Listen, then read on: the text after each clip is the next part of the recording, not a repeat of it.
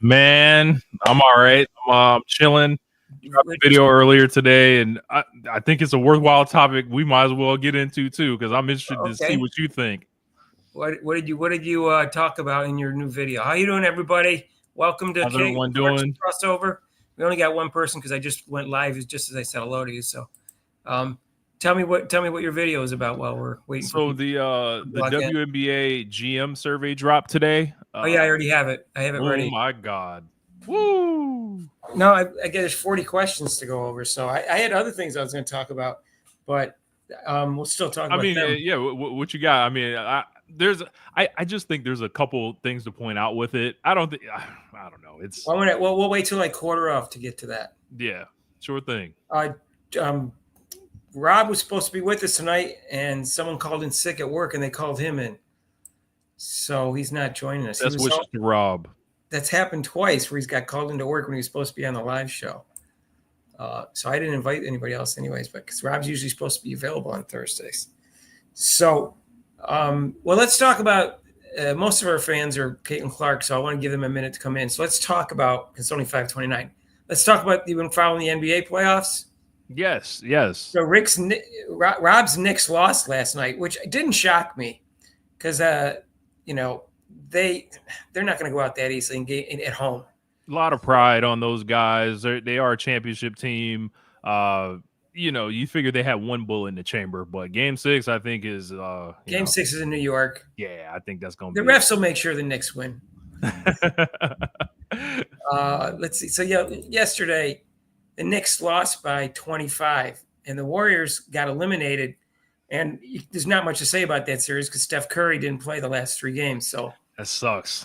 You really don't know what to say. But Julius Randle, who Rob didn't like on the Knicks, has played well all playoffs, and they traded him in the offseason.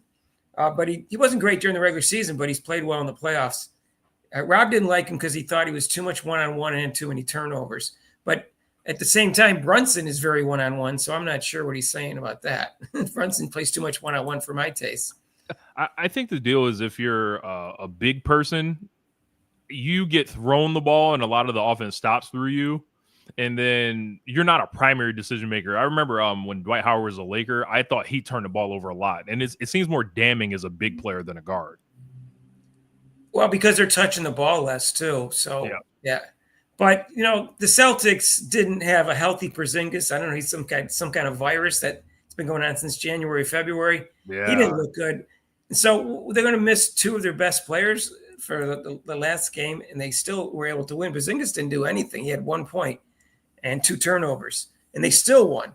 So they just have a lot of talent on that team, but without their best player, I don't see them winning 3 straight games, which is what they're going to have to have done or do, because they did 1, so 2 more. So I don't see that happening. So, but the game tonight, I'm looking forward to that. That game I'm definitely watching. It's going to be Game 6. Yeah. Probably we're going to get a Game 7. I'm rooting for the Nuggets tonight because I'm a big Russell Westbrook fan. I would love to see the Nuggets win the title to get them one. But back to Randall, I root for Julius Randle too. He's the original baby Laker. So I'm interested, in seeing how his career, kind of plays out. Was happy to see him kind of get some redemption for how he, kind of went out in New York. But this should be a big game for the Thunder as well, because it's like, all right, man, finish it off. Like you got this team 1 foot in the grave here, and great champions win on the road. Like, yeah.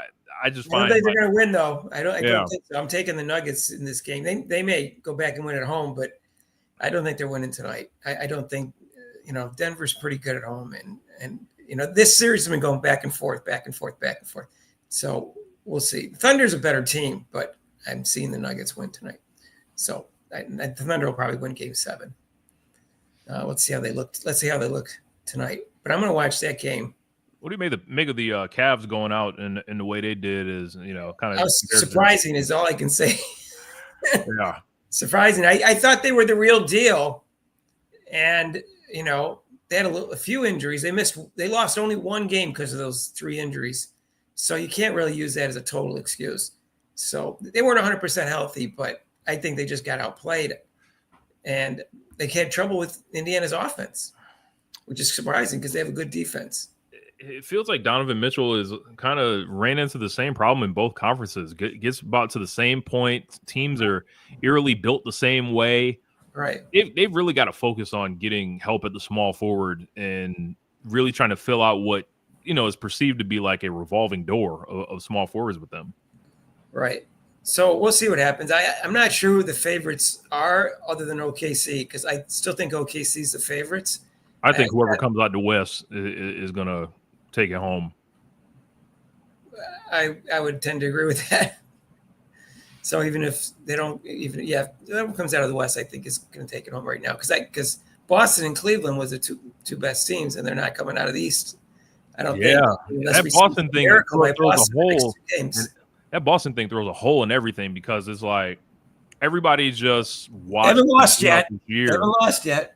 Yeah, everyone watched them all throughout this year, and it was like there were a few schools of thought on the Celtics. It was like some people just hated the way they played because of all the 3-pointers and the algorithm basketball that they did. I'm not big on there. It's not only they take a lot of 3-point shots, they play too much one-on-one basketball. My brother lives in Boston, and he's lived there since he graduated from college in like 81 or 80, and he loved Larry Bird, and he loved the team play of the Celtics of that 80s. And he hasn't liked a lot of the Celtics teams since then. A lot of them didn't like the team ball that he likes. And he doesn't like this team, and doesn't like Jason Tatum too much, or Jaylen Brown. Just doesn't like the lack of team ball by them. He likes Steph Curry and the Warriors instead. That's what his favorite team is, even though he's in Boston. He likes San Antonio. He liked their team ball kind of thing. When I was growing up in Massachusetts, I knew a lot of Celtics fans around the time. This is a time when Rick Pitino was the coach. I would have loved to know what your brother's thoughts on Rick Pitino are. And how he doesn't follow college basketball that closely, but he does follow it a little bit. But from when Rick Pitino was the coach of the Celtics. That's what I to hear him speak on. I don't remember talking to him about that back then. How many years did he last? I think Pitino was there. He was there like 4 years, if I'm not mistaken. He was there the 97 through like 2001, if I'm not mistaken. Was he there that many years? I know it didn't last very long, and he didn't win a championship. I know that. Yeah, I don't even think he made the playoffs. Like, right. So, anyways, if you're just getting on, Rob was supposed to be here tonight, but he got called into work. So, so I did a video on. Did you do a video on Angel Reese saying next question? Did you do a video on that? I didn't. I'd love to talk about it. Okay, so we did a video. And you want to tell me your thoughts first? I've already put it in a video. Sure.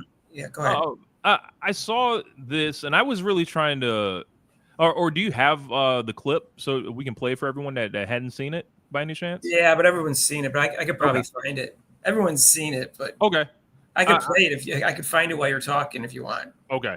So when I saw it, first, it was rare to see Angel Reese kind of speaking, because, something I had heard, I didn't have this confirmed, but that she hadn't really been doing much press availability. So it was cool to see her actually get out and, actually speak with, the media. But she kind of cut the guy off kind of before he got his question out. And yes. I didn't know where exactly he was going with it. So it's unclear because he said powerful statement, and that's the person's people are arguing. Well, maybe he was on her side. So the thing that I thought, I was like, he was like, that's why I wanted you to play the clip, because there was a very part of the end of what he was saying where it was like, was he going to ask her, did she feel she was not getting credit? Did she feel she was getting credit? Like, I thought it was one of those two things. But the fact that she kind of ran from it all was like, she kind of does not want to I think she doesn't want to distract the team this year, because she got caught by her own doing last year that, with quotes that follow her to this day, like everyone's here watching Me Too stuff. I think the less that she can kind of make that, a distraction, like with the rivalry between them, I think you know what I'm trying to say. Like the less she can I know do exactly what you're saying. Yeah, the more better it will be for the sky in general. So like, rather than get caught in the media with everything, she's trying to kibosh it. Okay, so there's a couple ones here. This one has the wording on it here, so. Is that on okay right now? There's no sound coming out. No Why sound. is there no? It should go. I didn't hit play yet. Is that on screen? Is that on screen? Yep, it's on screen. All right, okay. Let me hit. I didn't hit play. I got to make sure the people are watching women's basketball. It's not just because of one player, but because of you two. A year later, do you feel like you're next question? Oh, that doesn't have the beginning of it. Let me just see. Did I miss? Oh, the beginning. Let me rewind it. Here it is. Sorry. Last year, you made a powerful statement saying Okay, so powerful statement. That doesn't sound bad. So let's go on. Reason people are watching women's basketball is not just because of one player, but because of you two. A year later, do you feel like you're next question? Yeah. So you feel like you're getting, and then it's like either credit or are you getting? I don't know where he was going with it. She just kind of ran from it. Right. So here, my initial feeling was she should answer the question because she's the one that she made her bed, right? She should sleep in it. That's my feeling. That was my initial reaction. And then I realized she had no good answer. And even if you can come up with a clever answer, like people have come up with ones that are decent, he might have a follow-up question to that. For instance, I look at reporters like a criminal defense attorney cross-examining someone who's lying. And if I ask a question like that and she sidesteps the fact that what she said was totally untrue and turned out to be totally untrue. First of all, it was untrue at the time that it was because of one game, because Caitlin Clark had a bunch of momentum going into that game. So she didn't make Caitlin Clark or basketball popular. It would have been popular no matter what because of Caitlin Clark. Not only just because of that game, but because of Caitlin Clark. And Caitlin Clark would have been popular. So that part wasn't even true. And then it wasn't true that she was almost on the same level as Caitlin. She didn't say that she was as popular or more just as important, but she inferred that by saying it's not just one person, to put herself in the mix there as if it's two people doing this. And it wasn't, because you could see the attendance was 13. It went from 14,000 to 14,000 for Fever. And then you can look at the away attendance, and the away attendance for the Fever was 3 times what everybody else's was. And in addition to that, Angel Reese's attendance only went up 1,500, and that included Camila Cardozo as a possible draw too. So she maybe drew 1,000 per game, and Caitlin Clark drew 14,000 per game. The television views, everybody knows there's like 19 out of 22 with the Fever. Anytime the Sky was in the top 22 of a million views, she played the Fever. So she knew that Caitlin Clark was winning. She thought her social media was going to translate to attendance and to TV viewerships, and it didn't. And so now she looks bad because she wanted everyone to think that she was just as popular as Caitlin Clark and just as important to the rise of women's basketball, when it turned out not to be even close. So given that, I know that I look really bad right now if I'm her. So it doesn't matter how I ask the question, because if I frame the question in such a way to say that, listen, you said all this, you said X, Y, and Z, and none of it was true. Even what you said initially wasn't true about, the one game making it popular. Caitlin Clark was popular before that. She has no good answer. And if she doesn't answer my question directly, I would follow up and say, you didn't answer my question. And I'd ask the question again if she didn't answer. If that's what I would do if I was a reporter that's trying to get an answer like that. So you'll run afoul of the WNBA hate committee, so you better watch out on that. I understand that, but I'm saying if I'm a reporter and I'm asking her specifically about this was BS, what she said in the first place, and it turned out to be true, and I like your response to that. Do you want to have a conversation about it, or do you want to adjust what you said? Do you want to admit you were wrong? And she's not going to want to admit that. No. She's not clever. I don't even expect her to admit that. Like, I think the only real mistake that she did here was she cut the guy off and didn't let him finish the question. Which I thought was rude of her. In the way they shut it down, essentially. Like, if she could have let him finish, she could have let him ask whatever. And then she'd be like, respectfully, I appreciate the question, but I'd rather focus on this season and beyond. And then you could have just sidestepped it like that. You're sidestepping, but you're still acknowledging the question, and you're framing the narrative how you would do as the athlete, rather than letting the media dictate it to you.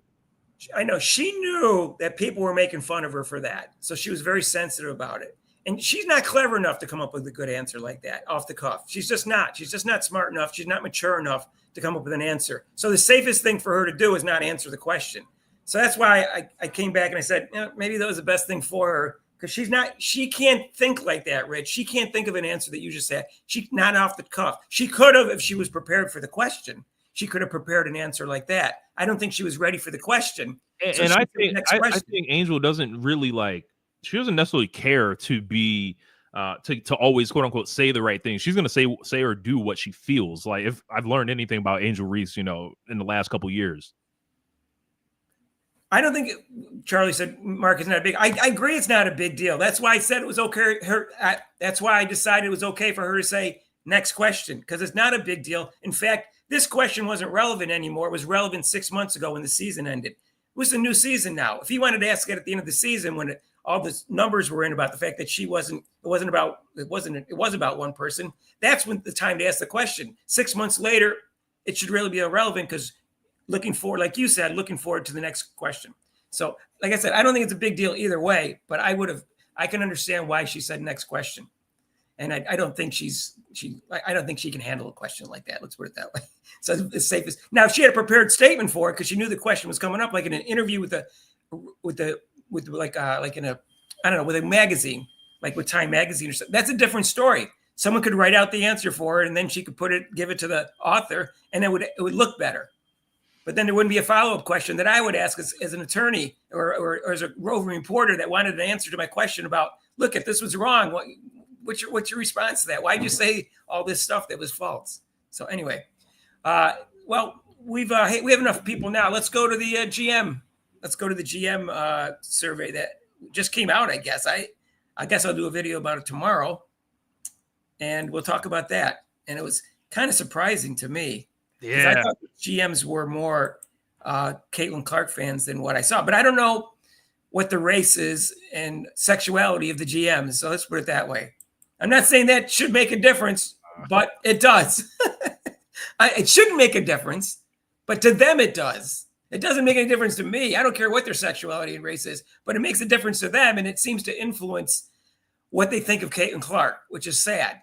And that's why everybody who's a Caitlin Clark fan find this whole hatred of Caitlin Clark annoying, because it's based partly about the fact that it's white and it bothers her that she's white, and that she's straight and it bothers her that she's straight. It's not just all the attention, but that's part of it.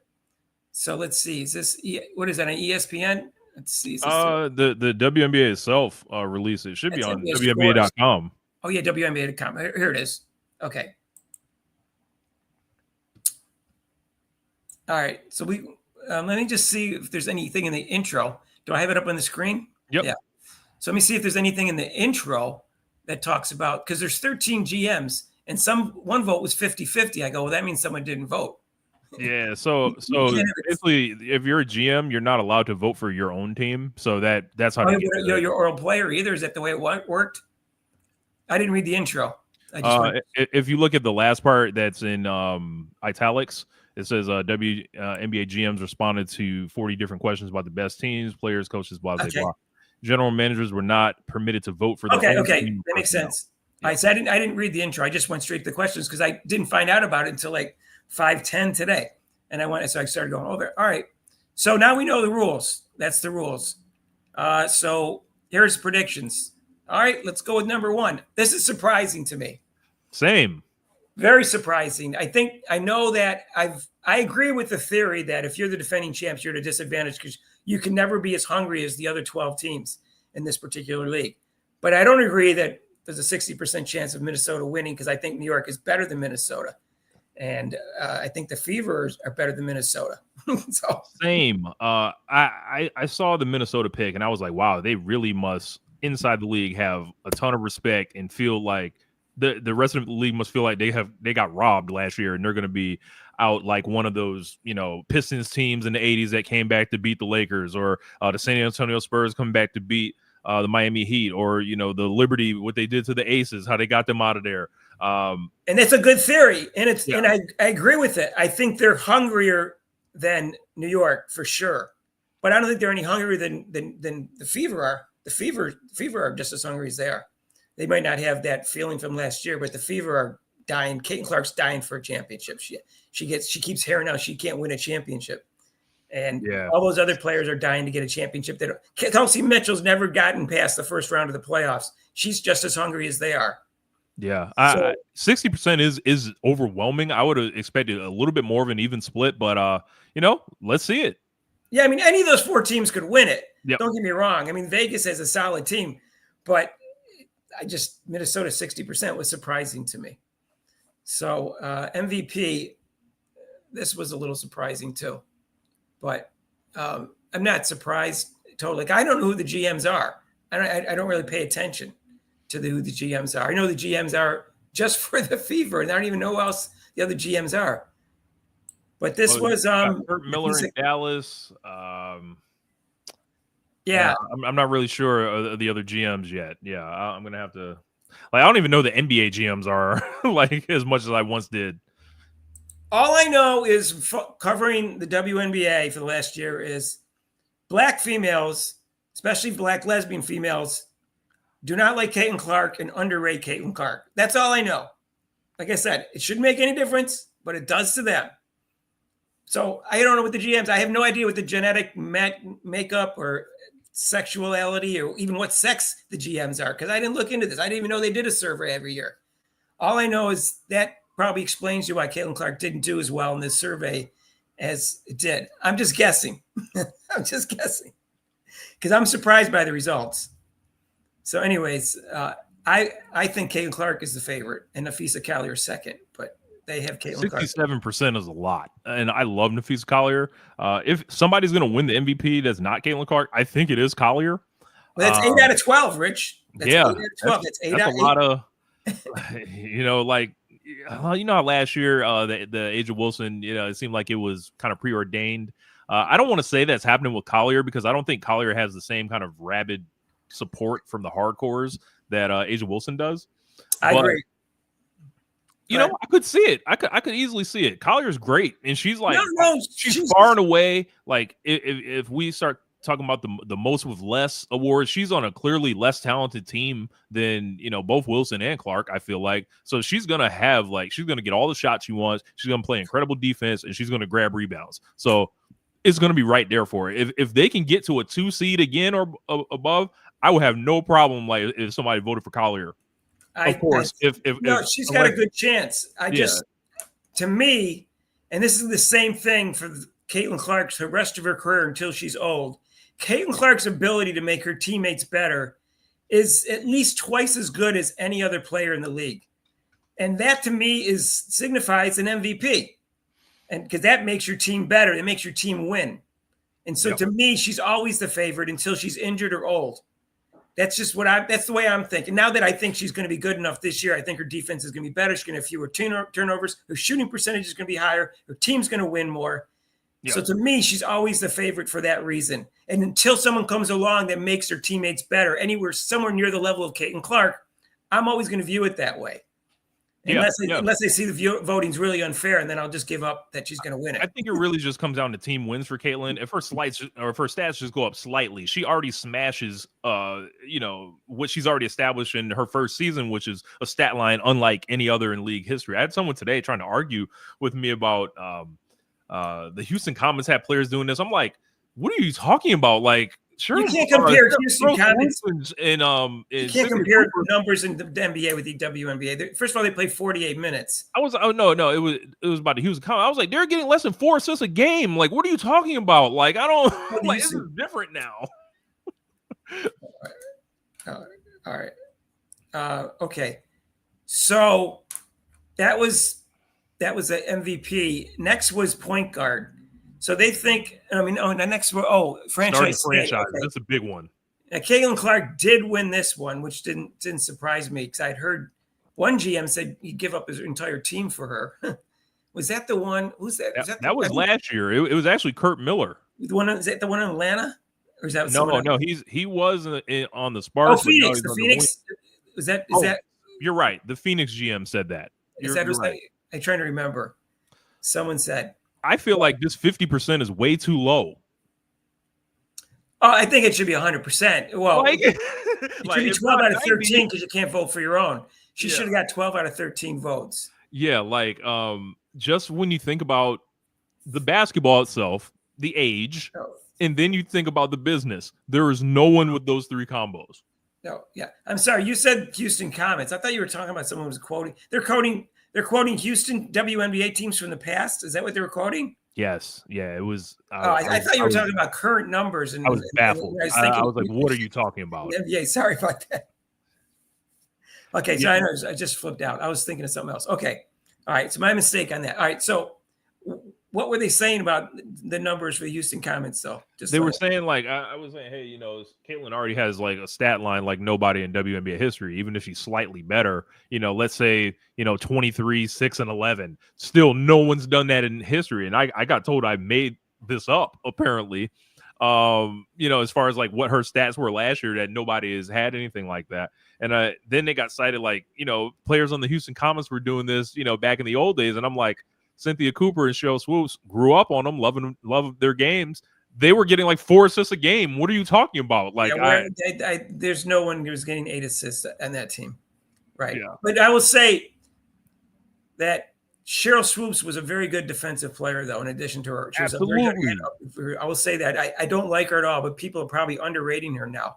50% for Gray and point guard. That is insanity, absolute insanity. Yeah. So, but anyways, I guess we shouldn't jump around. But okay. So that was franchise players. Most adjustments. Now this is a lie. This is a lie, and this is the GMs who don't know anything about basketball. Because look at that Caitlin Clark. There was more adjustment for Caitlin Clark than anybody else. That's why she was double teamed and triple teamed and blitz. This is the dishonest answer right here. Who can forget the one lady that shot a free throw, ran back to guard, and didn't realize she had another free throw to shoot? Like that should say it all. The only thing I can think with Asia, I can make that bigger for people. Yeah. Is that better for people? Is that better? The only thing I can think with Asia is, she's so awesome around the rim and from the mid range. She can just alternate being unstoppable in both. If she's getting cut off one area, she can go to another. But Rich, has she ever impressed you in the times you've seen her play as being a great passer? No. Okay, so you can just double team her, and that would solve some of the problem. You can't double team Caitlin Clark because of the way she passes. Now that she has better teammates, especially. So in terms of this year, I do not believe that you have more adjustments for Asia Wilson and Caitlin Clark. I don't even think it's close. And Brianna Stewart, seriously? That's a legacy vote right there. This is not an honest answer to this question right here. And neither is the one about the point guard, but that's breakout seasons. The point guard one is really bad, like on a lot of levels, because it's like, what are you basing this off of? It's clearly not the 2024 season. And if you're going to tell me you're basing it off Unrivaled, I'm going to tell you to get the hell out of here. Let's start talking about what Kelsey Mitchell was doing in China then. Like, let's start bringing in all these other leagues if we're going to, which are actually 5-on-5 games. Look, what do you think Caitlin Clark would have done in Unrivaled? I don't think either one of these answers are honest. Yeah. Let's be these two answers right here look the least honest of all the ones I've seen. The Chelsea Gray lust is sickening the further you go down this list, and I'm like, I at this point I don't think they consider Caitlin a point guard. Like that's the only logical. Oh, yeah, some of this was funny. All right, so you want to go to the next question? Sure. All right. Let's see. Where am I? Where's my thing? Oh, this one. I'm on the wrong one. Okay.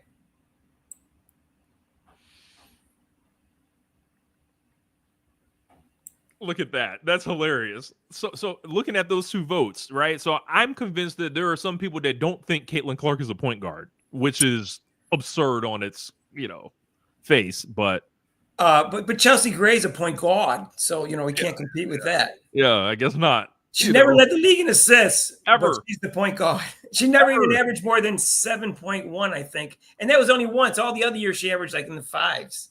And I know counting stats aren't everything, but it's so backbreaking at this point. Just like what she did, she just obliterated the record book in her rookie season. Like you can't run away from math at a certain point. Right. And Satu Sabalia, that answer may be correct, but I'll point out that she was first team All-American just 2 years ago. That's a weird one. All-Pro. So is it really a breakout season when she already made first team All-Pro 2 years ago? I'm going with Rakia Jackson on that one. Well, that could happen. I'm not sure who I'm going with. I didn't think about it because I didn't know there was 40 questions to think about.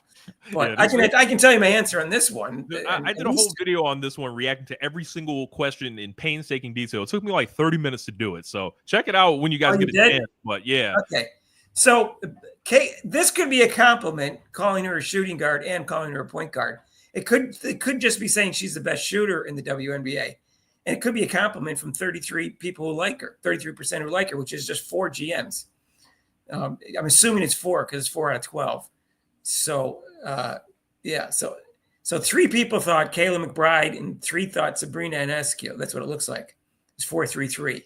But the voting looked like it was 4-3-3. Here it looks like it was 6-6. A cool thing to do while you pull that up, they actually hyperlink last year's results in this as well. And Caitlin Clark was winning some of these before she had ever played a game in the league, which is really incredible. Yes, I'll pull up and kind of contrast. That's before they started hating her. .com. Hold on, let me see. You want to send me an email on that, and I'll pull it up, or is there a link on the bottom of this? I will drop it in our private chat behind StreamYard. You should be able to click right on it. Oh, really? I don't even know where our private chat is. Where is that? Should just be on the right side of the screen. I know that. Oh, no, I see it. Yeah.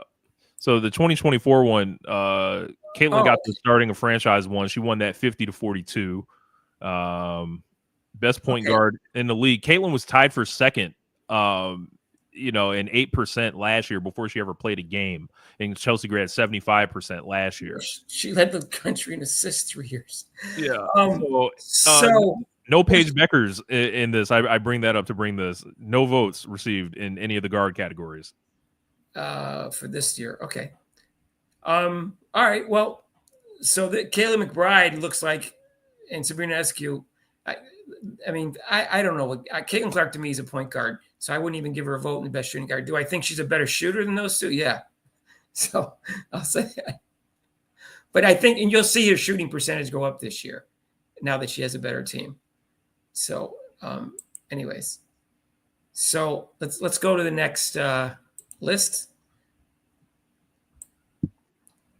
Chelsea Gray, I will say Chelsea Gray looked better in preseason than she looked last year in the Olympics.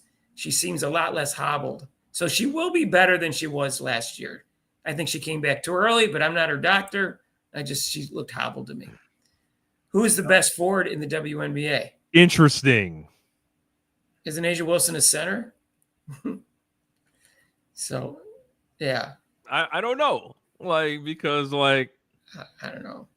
33% on the forward one. I think Asia did get kind of the same split along positions that Caitlin did.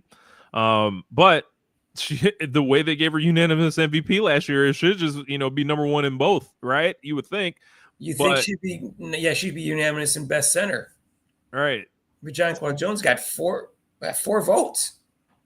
Brittany Griner got something weird. I'm like, maybe it wasn't a unanimous, back to our discussion last week. Well, my point was your argument shouldn't be that you're arguing that it's unanimous. You should argue, well, I think that Visa Kyler should have won. That's what your argument. And that's what I would argue, that she should have won. But I'll explain it. It's too difficult to explain what I'm trying to explain. But I think people get wrapped up on the unanimous thing when it's more important, like, did the right person win? No Angel Reese on that one. I don't see any injuries in any of these so far. So let me just see. Yeah, why isn't she on her best forward? No one gave her a vote. Her fans think she's the best player in the league.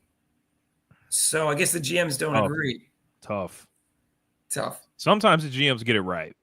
All right, off season. Okay, this is not surprising. Yeah, this is all pretty. At least this was honest.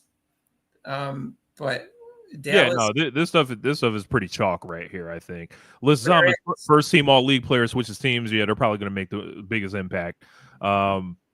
I found it interesting, the all the ties right there with the most underrated player acquisition. Players that play multiple positions, guard forward types, that are going to have a chance to in Sophie's case, at least probably contribute to a contender. Though I don't find that to be the case with Ariel Atkins or Carrington. But Carrington can just keep carving out her niche as a perimeter defender there, because they're going to need it in Dallas. Right. Dejanay Carrington, I think, is the best on-ball defender in the perimeter.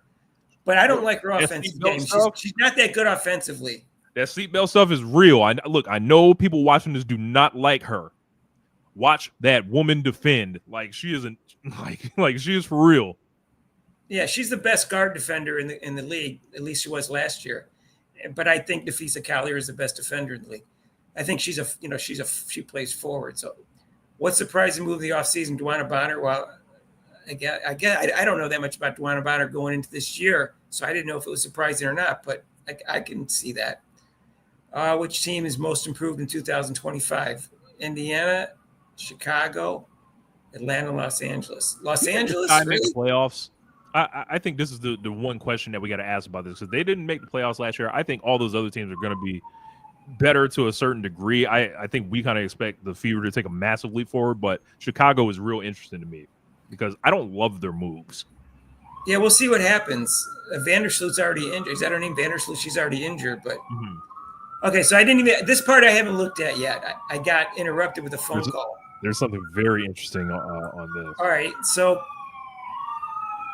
wait 1 second. they're coming to get Mark. Oh man, coming to get me. The WNBA hate committee is coming to get you. I mentioned race and sexuality. So this is not a surprising. It's not surprising that Dominique got some votes here, and that Paige got almost all of them, other than those. Citron, that's not a surprise to me either. Dominique, her disadvantages is she's only 19 years old, and she hasn't really played against tough competition yet. And she's going to be playing against women who are going to get away with more physicality than they should. So she's not going to be used to that, and she's going to be at a disadvantage because I think she's going to be more honest in her physicality than they are. Let's put it that way. If they call the WNBA like they call the NBA during the regular season, then I think that Dominique would have a better chance, because I think this is going to advantage down below in the post against her, the physicality of it. And they're going to get away with it because the refs don't call it. That's just my personal opinion.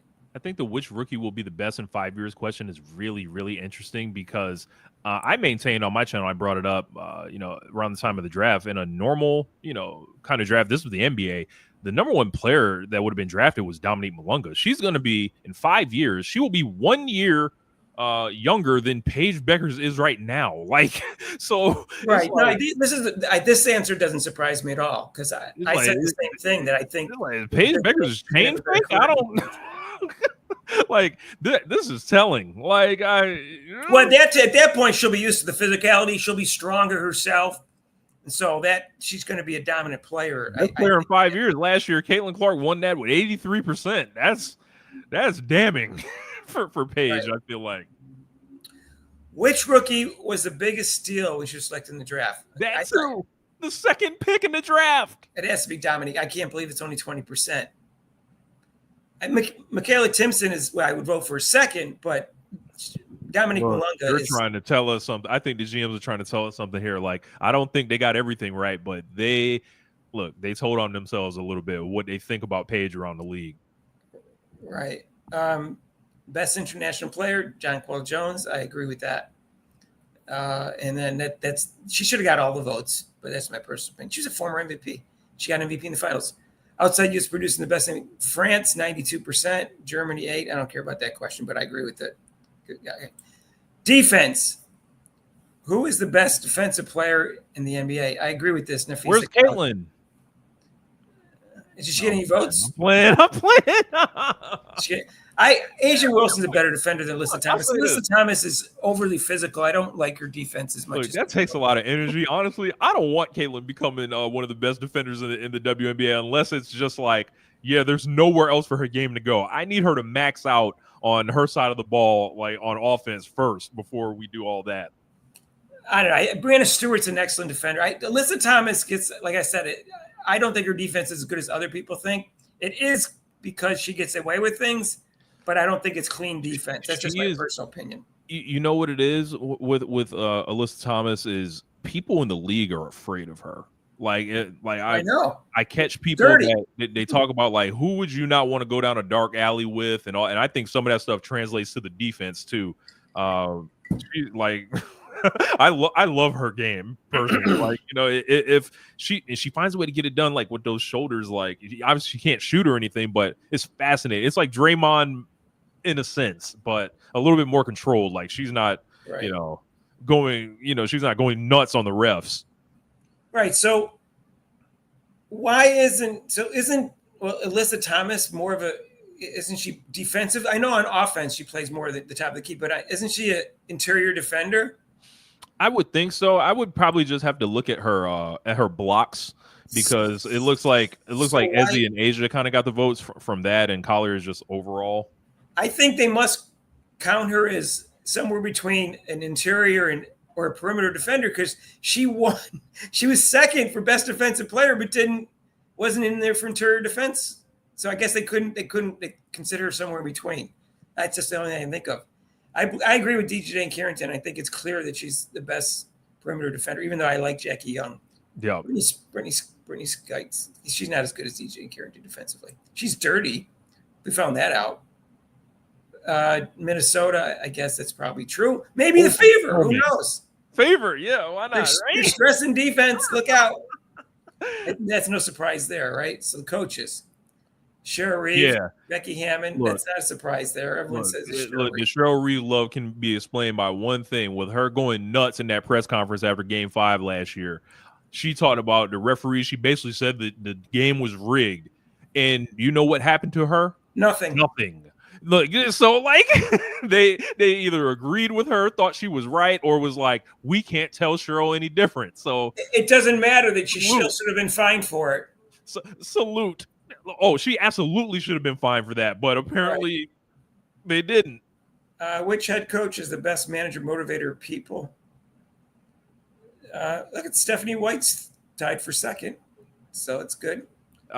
Sandy Brundell being on there is hilarious when she's telling her players to flop for calls, and while the house mics at ESPN pick it up.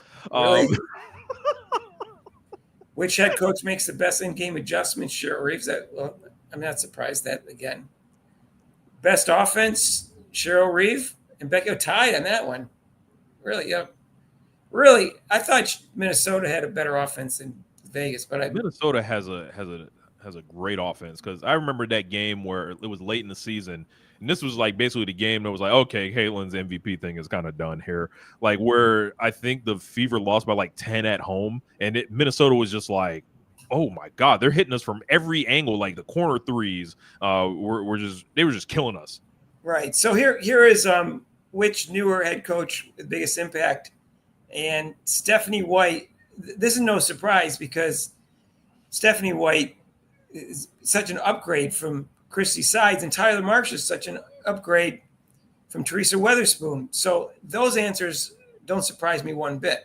I don't know about Atlanta. I don't know anything about Carl Smesko of Atlanta. So he was the coach at Florida Gulf Coast for like 20 years. Wants to run, basically shoot a bunch of 3-pointers, and that's why they've got him on that impact list or both coach lists that they have there. But Stephanie White's PR has been amazing. Like she's been doing a lot of interviews. They've shot a lot of behind the scenes footage that I thought they've distributed great. She looked strong in her presentation as the coach to the media in a way that Chrissy Sides did not. Chrissy Sides looked like she was in over her head. She was giving weird answers, just moments into the season when who can forget the long two stuff, the paint touches. There's a soundboard of Chrissy Sides-isms we could pull up, and she strikes me as someone that was, a women's basketball lifer that kind of got a chance, but was caught up in so much of the old way that was not forward, thinking or expecting the generational player to fall on your doorstep. That's kind of what I think. Around the sport your whole life, but if you're not very bright and you're not very flexible and you don't have a good personality and you don't have the maturity and your ego under control, you're not going to be a good head coach. That's just all there is to it. She had too many factors to her personality and talents to make her a good head coach. That's just my pride. I thought she was the worst coach I've ever saw in my life. So I'm not saying that in any way exaggerating. Who's the worst coach that I've ever seen? I mean, what'd you say? Sides on the list. I'm trying to think who the worst coach. The worst person was, as the coach, it was Teresa Weatherspoon. But I thought Christy Sides was close. She threw her players underneath the bus all the time. Which active player made the best head coach? She's a point guard, so I can understand. Vandersoot's a point guard. I can see that. Which retired player who isn't coaching or in the W should be? Dawn Staley not taking that pay cut. No, and Lisa Leslie tried, and she got turned down for 2 jobs that she said she interviewed for, and she said it was because of race. But she had no head coaching experience for 5-on-5 basketball, I believe, if I'm not mistaken.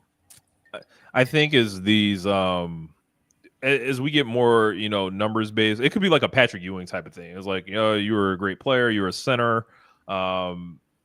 I think you got to do it at some type of level, but I don't know, man. Like it's hard with coaches and coaching, period, with former players, because sometimes the players are just like, hey, can you do it like me? And they struggle with that. And then now the ownership groups are tying so much into the front office, which is tying so much into the coach. They all want one vision, and then the numbers people get in there. That's why coaches in the NBA are just getting tossed out left and right too. So I don't think it's anything personal with Leslie, but who's Candace Dupree? I don't remember. I know the name. Candace Dupree actually used to be on the Mercury back in the day. Okay, is she a point guard?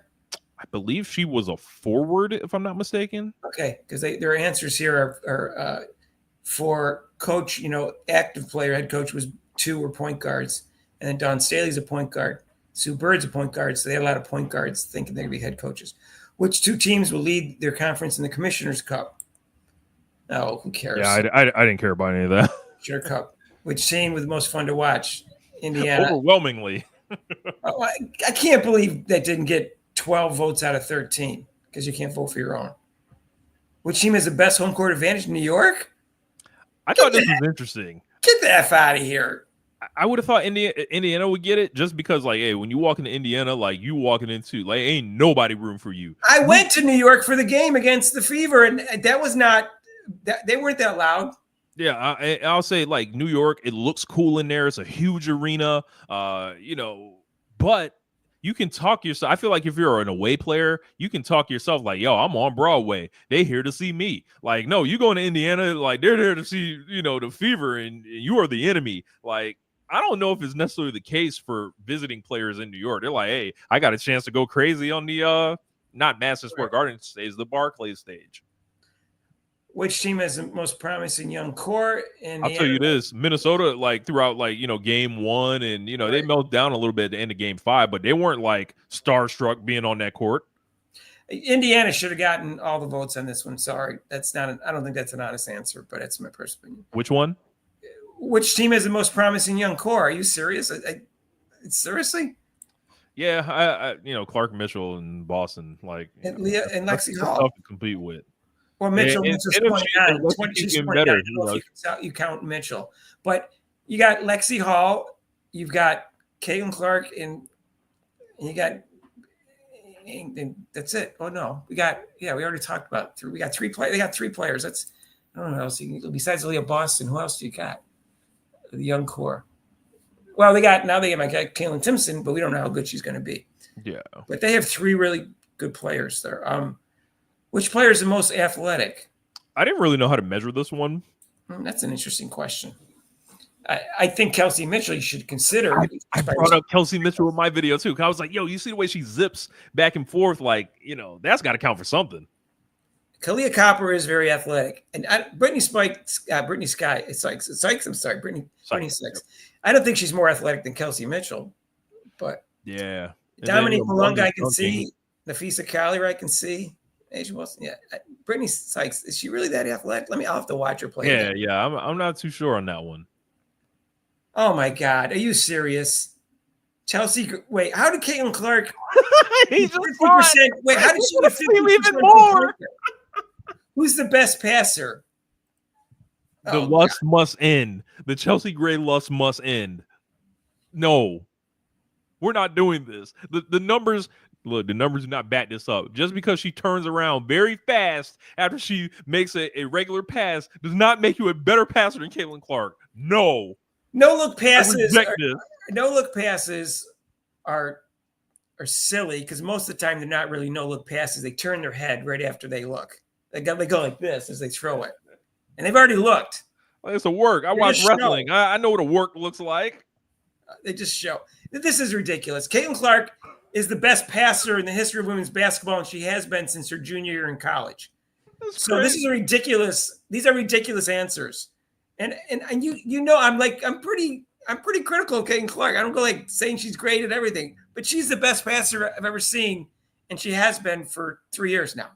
Look, if there was anybody else that was going to get votes, it would be Chelsea Gray, right? But no, man. Like just 75-25, that's insane. No. Wow. Are they this down on the turnovers? No, it should be 12 out of 12 out of. Are they this down on the turnovers? So it should be 12 votes for Caitlin Clark and 1 for Chelsea Gray. That's what it should be. Yeah, man. I'm serious. This isn't close. You'll see this year. We'll see this year who the better player is and who the better passer is. So, anyways. Or they'll just lie. You know, you discounted that, Mark. Which player is the best leader? Asia Wilson, who decided she showed up last year and the locker room was no good, and she decided to do nothing about it except mope about it and then complain at the end of the year. And she's not a good leader. She's all about herself. Oh, God. So in that case, like, I really didn't know how to judge that one just because, like, I think the team and the league are, like, privy to a lot of things we don't see about leadership and, you know, conversations that get, because leadership can take on many forms. It could be public leadership. It could be do as I say, not as I do. It could be vocal leaders. It was too much for me to kind of try to navigate. Caitlin Clark will be the best leader. She's a little young to be the best leader right now, but she will be within a couple of years. And she'll go down as a very strong leader by the time she retires. I'm not saying she's going to be the best leader in the history of the WNBA, but it's possible. It's possible. I think she's got some things to work on with her control of her emotions. But other than that, she's a great leader. She really is. The most versatile player in the NBA, Nafisa Collier, I agree with that. I think Brianna Stewart is a great offensive and defensive player, and she doesn't really have any real weaknesses other than her three-point shooting the last year, or the last 6 months anyway. I think Nafisa Collier is an excellent player, and I really like her as a player. The only thing I would say is, like I said about Caitlin Clark, is Nafisa Collier doesn't make her teammates a lot better like Caitlin Clark does. She makes them better, but not anywhere near the same level as Caitlin Clark. I see Collier as just somebody that her teammates, like, you know, they're varying levels. Like, there's, you know, people that are like Kayla McBride. You can kind of ride shotgun, I would say, with Kayla McBride. But then you got other people on the team. And I think that they just look at her like, Collier will save us. Like, she'll bail us out, like, under any situation. I feel like, you know, Collier can do it. Yeah. I don't know. Brianna Stewart did lead Connecticut to 4 championships. Yeah, alone, you know. That was Diana Taurasi. Diana Taurasi did it by herself. So Nafisa Collier, yes, most versatile player. I agree with that. But if Caitlin Clark improves her defense, she could be that. She got to improve her defense. So she's got to become a good defender, not – I think overall she's an average defender because I think she's parts of her defense that are good.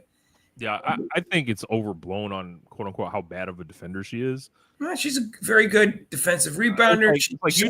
Off-ball defense is good. She gets a lot of steals and blocks.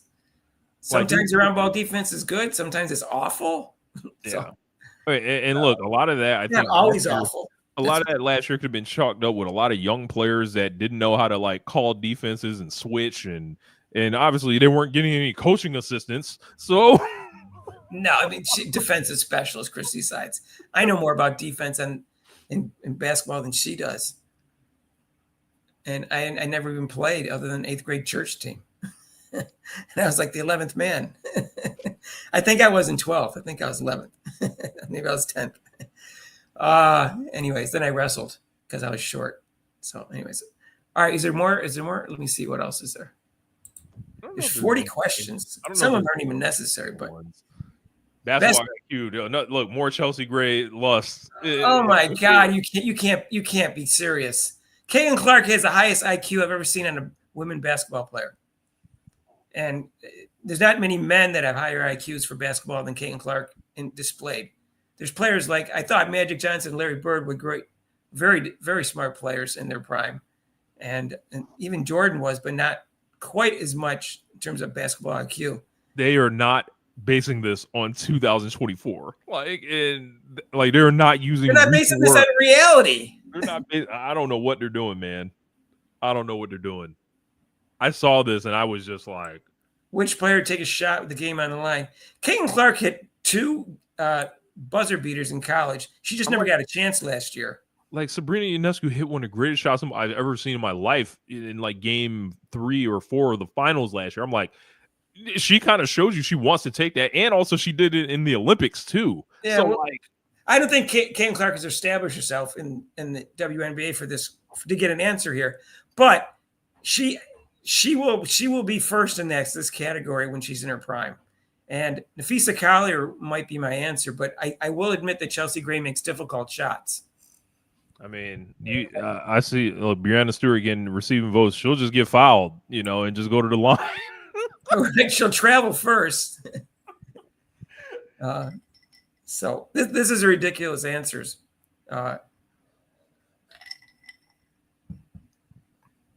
Wait, did Mark just say CC has higher basketball IQ? Can you guys listen? No, I said Caitlin Clark has the highest IQ I've ever seen on a women basketball player. And I said that Magic and Larry Bird, I said she's not necessarily smarter than any male NBA player, especially ones who had a lot more experience than her. And I was thinking of Magic and Larry in the 80s.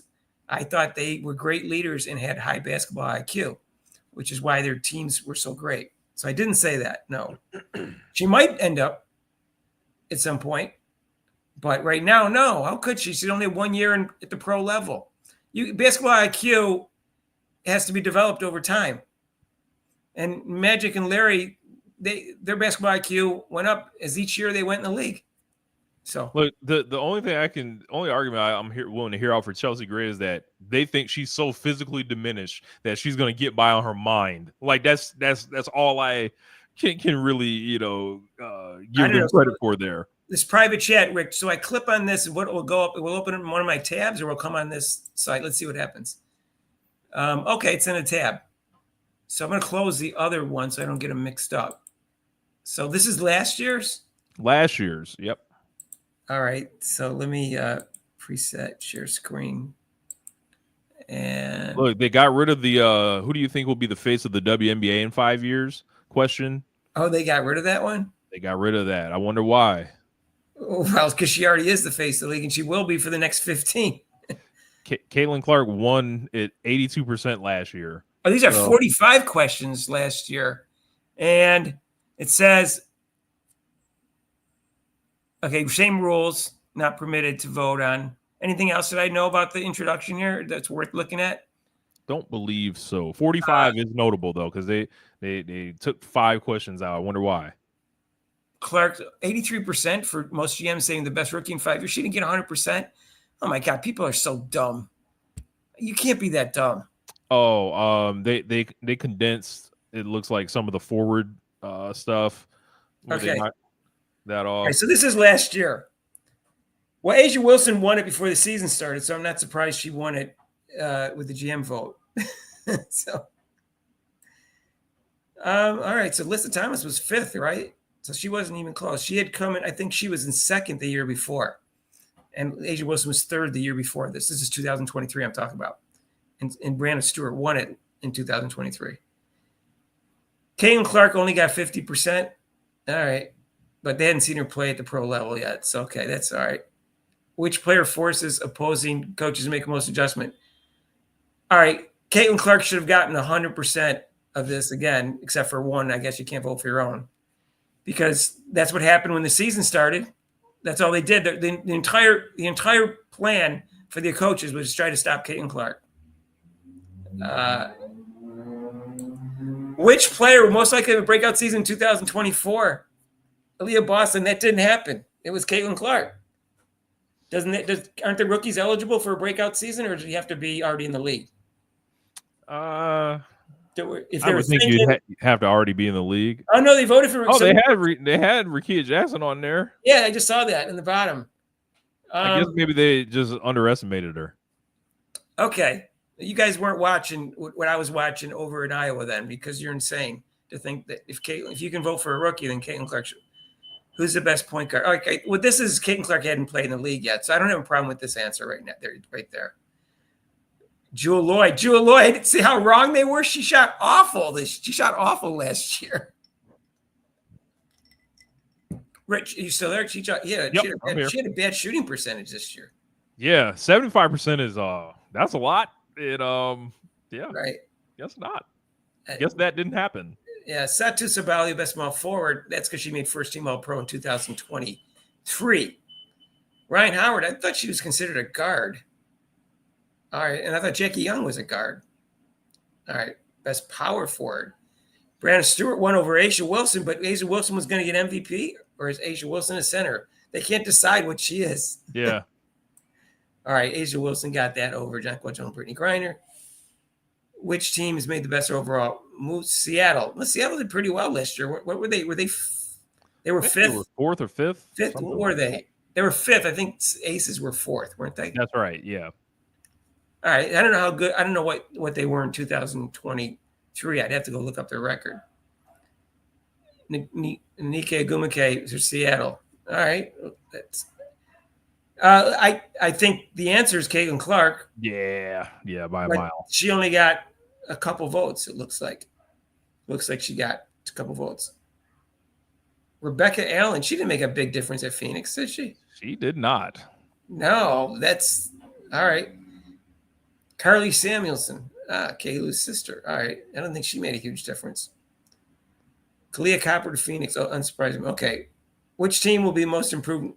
Indiana. Okay, so they came to their senses about Caitlin Clark improving Indiana. Plus, Leah Boston's going to be a second-year player, so that was obvious. Cameron Brink got 8%, so that's one vote, right? She got one vote. All right, so I don't have a problem with this vote. Yeah, because that's you can't vote for your own. So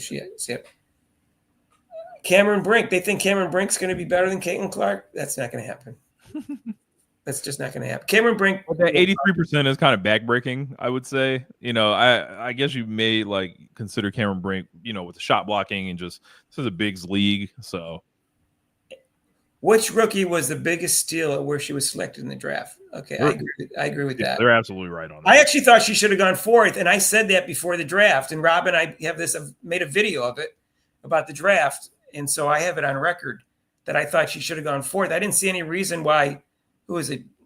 I think Aaliyah Edwards and J.C. Sheldon or whoever it was. Who was that? Is that her name? She's probably one of the bigger steals ever. I bet if we charted it out, over the years. Right. It was her fault because she didn't play as well her senior. She was second team All-American her senior and first team All-American her junior. And her numbers were down slightly. So it's her own fault because it looks like she wasn't getting any better.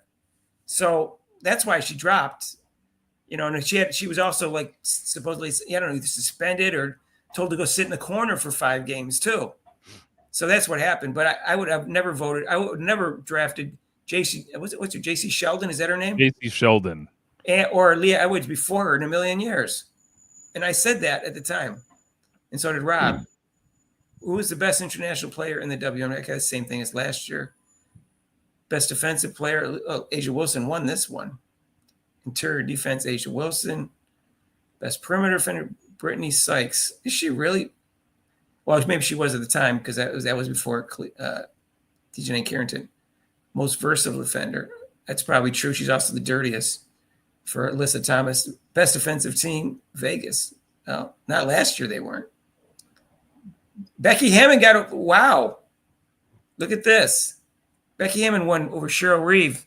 I thought when it started last year, Cheryl Reeve was considered the best coach even before she did a good job with Minnesota. That's kind of interesting. Becky Hammond won motivator. Best head coach, Cheryl Reeve. Best head coach runs the offense, Becky Hammond. All right. Kurt Miller ended up fired for Oh, all look that at this! rookie Look at this! Look at this! Which new or relocated head coach with the biggest impact in his? Teresa Witherspoon. Yeah, she had a big impact. It was just mostly negative, though. stuff. Which best assistant? I don't know anything about the assistants. Natalie Nakaze, number 3, who ended up getting the Golden State job. Oh, really? Okay, so Chelsea Gray. And which team is the most fun to watch? Indiana got some votes considering. This is before the season started, right? Yep. Which team has the best home court advantage? It's Indiana. I don't know, but they didn't know that before the season started. Efficient offense. Las Vegas, level success, toughest to predict. Phoenix, what did they end up coming in 5th?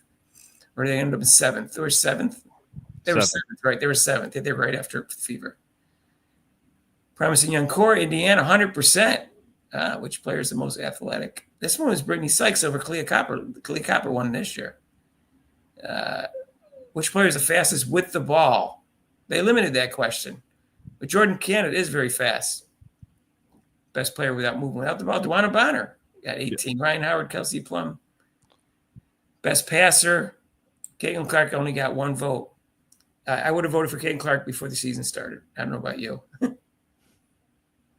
Best leader, Chelsea Gray. Really? Look at that. Now not on the list at all this year. So she's no longer a leader at all, apparently. So I don't know.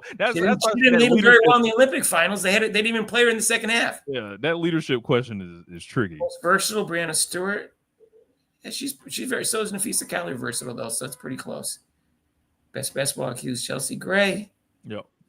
Greatest hunger to win a championship in 2024, Alyssa Thomas. Well, they didn't win. Game on the line, Chelsea Gray, Erika Ogumake. Didn't she hit 2 game-winning shots in a row when she was in college? Yeah. That was her, right? And it was like buzzer beaters, too. And who will be the face of the WNBA in 5 years?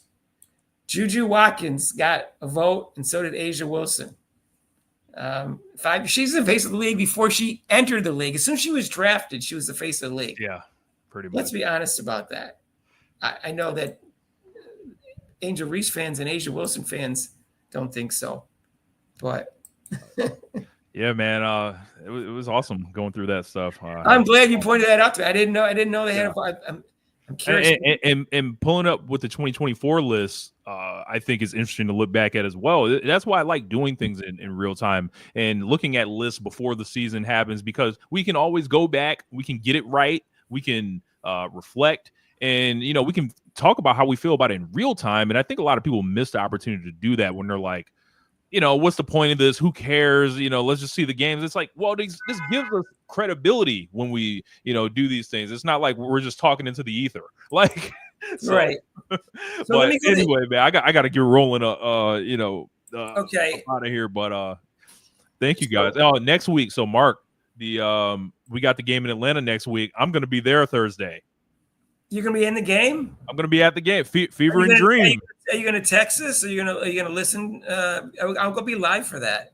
Celeste Taylor was waived. Okay, Celeste Taylor was waived. So Caitlin Clark and the Fever can pick her up, or they can pick up Grace Berger, or they can pick up Lucy Olsen made the team, right?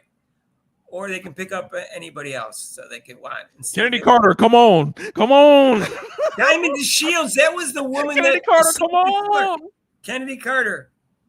Carter. So okay. So here, this is what I want to say.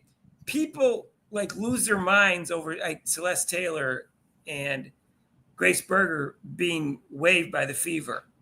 Not everybody. And they couldn't make, so other people got a look at them and they couldn't make the team. So I wouldn't lose sleep over the fact that they're not on the team. But I do agree that Sydney Colson has not looked good. Right. So I will say that. And so I'm glad Diamond DeShields got waived because I thought she was dirty against Caitlin Clark. And she should have been. Yeah. She gave her that big assault. That was a big check. That hockey check. I wasn't outraged about Taylor. I just thought that it was an easy choice between Taylor and Saxon. And that it was just there was no reason to keep Saxon, but there was plenty of reason to keep Taylor because they had lack of defense at the guard position, and like 3 guards had their best game against the Fever last year. And I go, at least you can stick Celeste Taylor on them if someone's hot. So she was useful at least for 3 games. But I didn't lose sleep over it. I just thought it was really dumb because Saxon added nothing to the team. Taylor could add something once in a while. I don't think she was like, was going to make a big difference when she's still going to be the 11th best player in the team, probably. Maybe she was the 12th, but she would have been the 12th best player. I don't know. But so I'll send me the link next week, Mark. And if I can click on it and go mobile while I'm in the arena quickly, maybe during halftime. Okay, so next Thursday? Yeah. Oh, you're at the game in Atlanta. Yep. I'm gonna go. It's Fever against Atlanta. Yep. How much were the tickets? Don't have them yet, but I'm tracking them. So I think I'm going to get a good pair of tickets, maybe in the 100 section. That's where there was a scheduling conflict. That's why they moved the arena, right? Exactly. Maybe about $100 each is looking on a certain app I've got. So okay. I'm hoping to only spend 200, but there are tons of like the prices are outrageous. So now I'm really curious. I'm really curious who they're going to sign in 15 games because Grace Berger, Celeste Taylor, and Jaylen Brown are all possibilities now. Since those got waived, I'm really curious who they're going to pick up. Yeah, maybe someone's injured and they might have to pick up a forward instead. We'll see. Yeah. All right, Mark, Rich, I'm out of here, man. See ya. Thanks for coming on. Absolutely, next Thursday, man. I'm supposed to send you a link anyways, right? Send me the link anyway, and I'll see if I can jump on real quick while I'm in the arena if I got Wi-Fi or something. Okay. All right. Cool. Yep.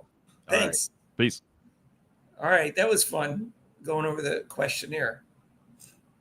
Now, some people like Mick made a video that said it was the biggest mistake they ever made, and it was haunting them to waive Celeste Taylor.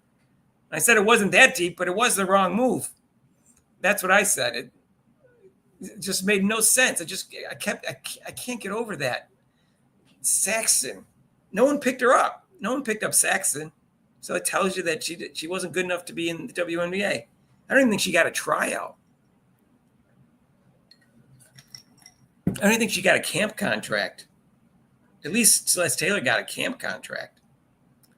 But I thought Grace Berger was going to make Minnesota, but they are a good team, Minnesota. But yeah, Taylor just got waived this afternoon. I just looked it up because it wasn't there. This afternoon, she wasn't on it. So she must have got waived when they turned in their final roster at 5 o'clock today. Because she wasn't waived as of earlier today at like noon or whatever. So I just looked it up a few minutes ago. And Ari McDonald is a point guard that Mick says that should be picked up by the Fever, but I don't even know who she is, so I'm not even going to comment on that. Let's see, who else? All the other ones, I don't even know who they are, so I'm not even going to comment on them. I just know who Diamond DeShields is, Celeste Taylor. I know who Ari McDonald is. I saw a video, and I know who. Obviously, I know Celeste Taylor, and that's it. The other people, I don't know who they are. But as you probably know, the rosters were due at 5 o'clock Eastern time, it's my understanding, today. So they were due an hour and 41 minutes ago.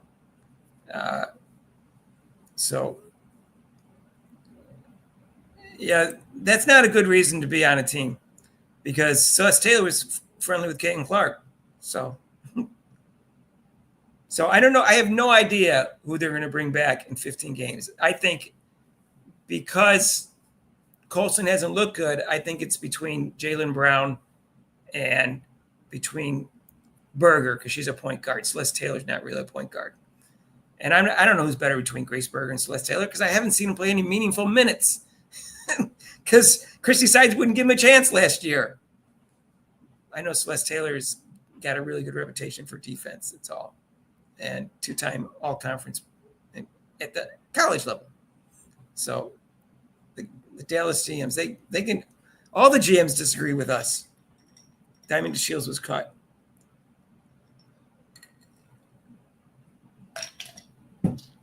So anyway, I thought that survey was bizarre.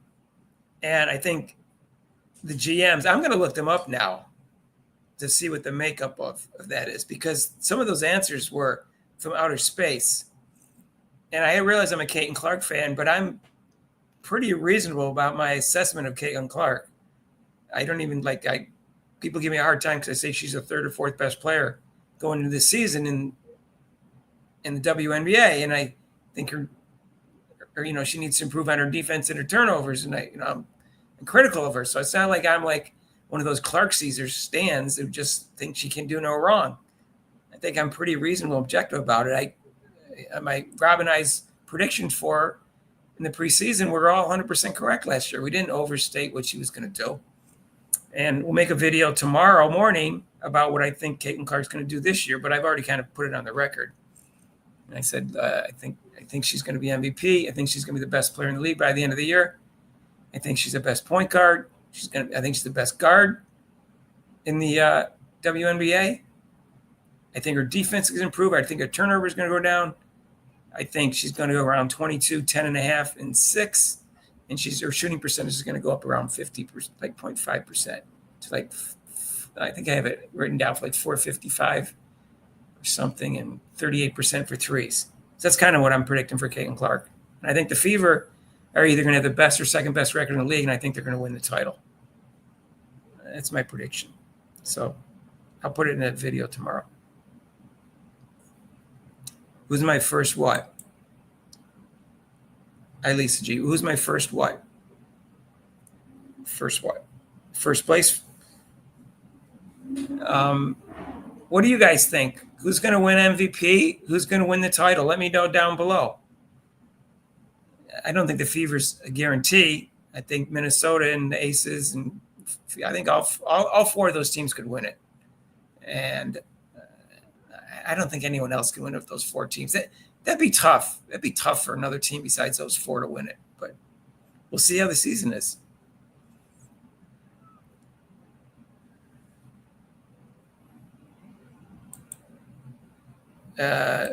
Okay.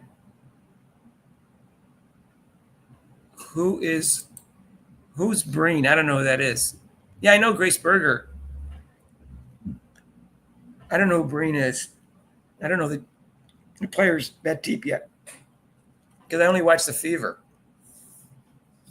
because I find women's basketball boring without Caitlin Clark. I don't even watch NBA regular season anymore. I just watch the playoffs because it's just not intense enough. So it's not just women out of basketball. I don't watch men's basketball during the regular season. So, okay, there's some questions now. I'll try to answer all of them. Who is your first player pick of CC is third or who do I think? I think Asia Wilson and Nafisa Kyler are almost tied as the two best players in the league. I thought Asia Wilson did deserve the MVP last year, but I thought the second half of the season, Nafisa Kyler played as well as her. And I think Nafisa Kyler is improving at a slightly higher rate because she's a little bit younger and hungrier right now.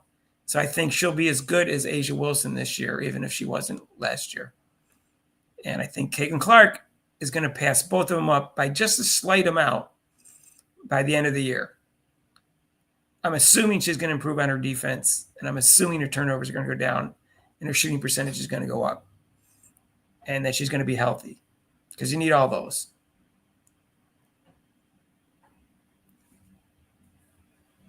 I do. I see them play 3 or 4 times a year when they play 3 to 5 times a year when they play the Fever. And I'll watch the playoffs too. Yeah.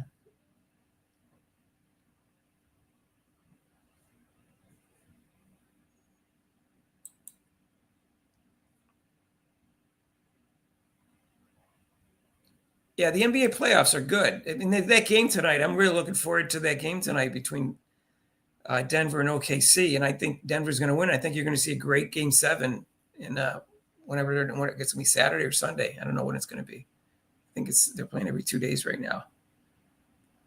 So,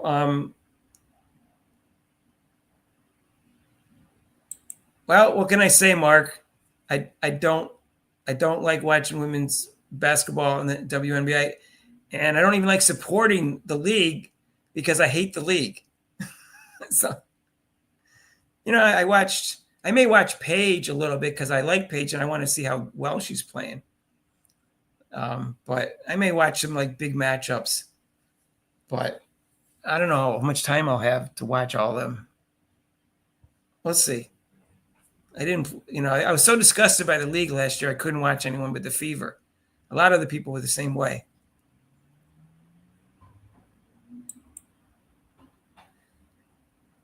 That's a great question. I think the Knicks will still win even if they lose Game 6, just because they don't have Jason Tatum. But there'll be a lot of pressure on the Knicks in Game 7. They could get stiff and lose. I'm not surprised they lost game. I told Rob, I said, Rob, I don't know if they're. Rob said they're going to wrap it up. I said, I don't know, Rob. I don't know, Rob. Celtics probably have a lot of pride. So I think the Knicks are going to win. What are they playing tomorrow night? I think the Knicks are going to win tomorrow night. I think the Celtics were capable of coming back from a 3-1 deficit if Jason Tatum was healthy, and Porzingis isn't even healthy. He's done almost nothing the entire series. So I like what I told you, that Boston series, that Boston OKC series is, you got two presumptive MVPs. One that's probably going to win at OKC, one won it last year that could win it this year, going head to head against each other. It's great to see them just go head to head, and just one guy makes one great play after another. So, and NBA playoffs is not hard to watch for me. They actually play defense, and I like the intensity. There's too much 3-point shooting, but I like the intensity. So I am looking forward to watching Caitlin Clark play on Saturday. I hope her quad is just, is going to be okay. I hope that Sophie Cunningham's ankle's okay. And I hope Dantas is okay, because I want to see how Dantas is going to play. I heard she, I saw that she lost weight. I heard she played really well. Was it in Europe? And she hit some big 3-point shots last year. And I think she's not, she's slow, but she's going to be faster because she lost weight. And she doesn't do anything stupid. You know what I mean? Like Melissa Smith did stupid things. Yeah, it's close. It's close between those guys. I think Fee is going to be more likely to get MVP than Asia Wilson. And who's my first player pick of CC is third or fourth? I think Brianna Stewart's at a slow downhill slide, but she may bounce back. She wasn't completely healthy last year. I don't like Brianna Stewart either. I mean, I really dislike Asia Wilson, but I think she's a great all-around player.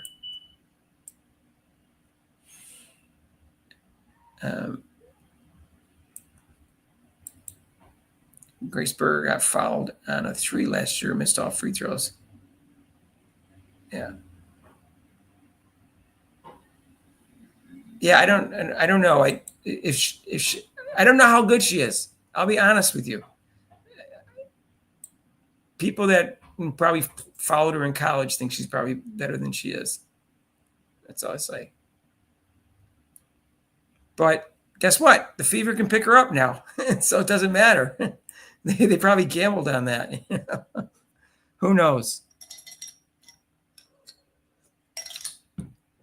I don't know what's going to happen. I don't think I know the players well enough to know who's the best available player right now. But Jaylen Brown is athletic and played good defense. She's just not a consistent scorer. She doesn't have much of a jump shot. And she couldn't even score playing in a league over in Europe. So that tells me that she really can't, be good offensively. But how do you calculate 15 games? I don't know. I didn't calculate the exact number of games, but I think they have 43,000. I'll have to figure it out. I'll put it in a video tomorrow, how many games it would be before they can add somebody. So I don't know. Where's my phone? I can figure it out. They have to prorate it, right? But I guess you have to deal with 69,000. So I'd have to, At 43 divided by 69, right? 62%, so like 38%, 44 times 0.38. It'd be after 17 games, they could pick up a player, it looks like, if I did it right. So 17 games, if I did that right, I prorated it. I just did it real quick. Approximate. So after 17 games, they could pick up a player. Don't quote me on that. I'll double check it later when I'm not online.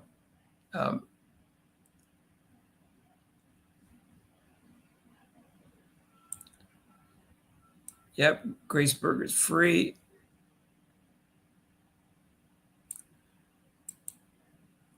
The GMs. I am going to look up each and every one of those GMs and see what the makeup of them are. Because I don't, those results are bizarre.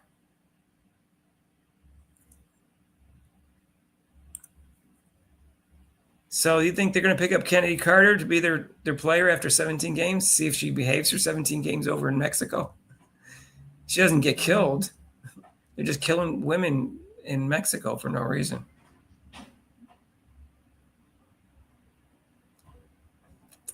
Yeah.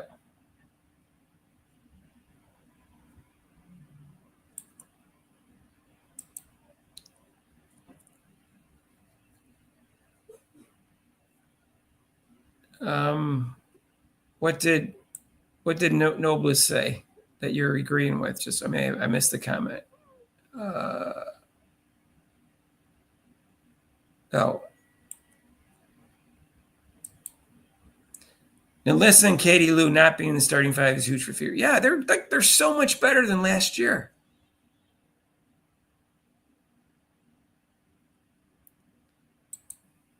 Burrow doesn't like Dantas. How many games did she play? I don't know. I'd have to look it up. Yeah, but she was injured in the beginning of the year and then played. I don't think she missed much after that, did she? Let me look it up.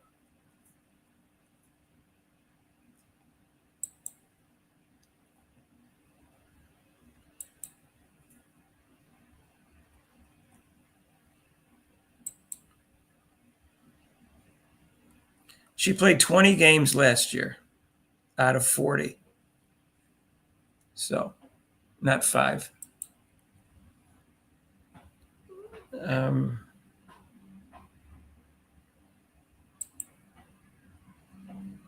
What was the question, Retro?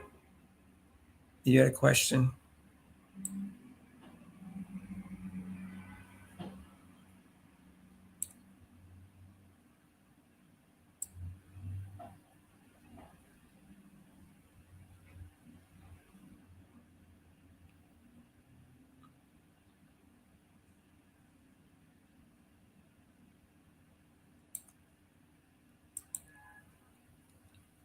I saw that bounce pass. That was a fantastic pass. But let's see if she can do that again. It was a fantastic pass.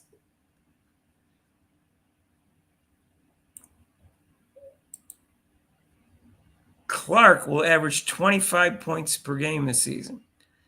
Theo, I don't think so. Not because she's not capable of it. It's because she's got more talent around her, and she's not going to need to average 25. And I think she's very team oriented and likes to get her teammates involved. So she's going to pass up some shots that maybe she would take if she played for a really weak team. So I don't think she'll take enough shots. But I'd say 22. I don't even think she'll even take many more shots than last year. She might not take, she might only take 15 shots a game, but your shooting percentage is going to go up. So I think she's going to average more than 20, or what did she average, 19.2 or whatever last year. So I think her scoring is going to go up about 3 points because her shooting percentage is going to go up. So I got her at like 22, 10.5, and 6. So mine's not that far off from yours. So I heard Mick say something here. All the numbers were going to go down. They could. They got a balanced team, but she's not worried about her numbers. that much. I think she's worried about her numbers a little bit. And I think any player's worried a little bit about her numbers. That's, Michael Jordan was worried about his numbers. And, but I don't think she obsesses over her numbers. If she did, she wouldn't make some of the passes that she makes to get resulting in turnovers. But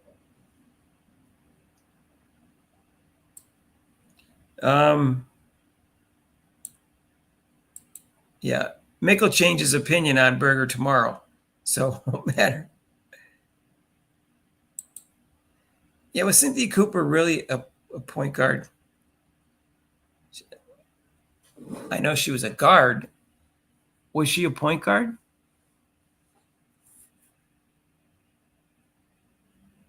Okay. I didn't watch back then. I'd watch like once in a blue moon type of thing.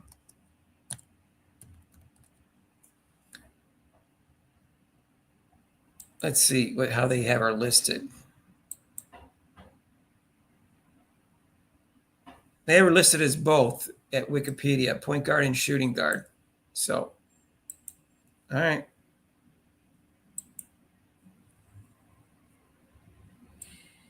You can see her play for USC because Cheryl Miller's freshman and sophomore year, which was Cynthia Cooper's freshman and sophomore year, those two games are on YouTube, the championship games, and they beat what's her name?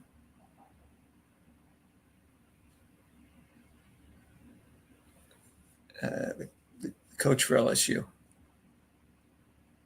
Kim Mulkey. They beat Kim Mulkey when they were sophomores. Cynthia Cooper came off the bench her freshman and sophomore year because they had this stacked team. She was like 6 woman. All right. I wouldn't want Kennedy Carter on my team. They're not going to have Kennedy Carter because they talk about the locker room too much. I believe they would have kept Jaylen Brown if they had the cap space. She's 12th person. She's not getting much playing time. She go in there and play some defense. She doesn't have to score a lot, but so they could pick her up at game. I just figured out they could pick her up at game 17 or after 17 games. So maybe game 18. So about then.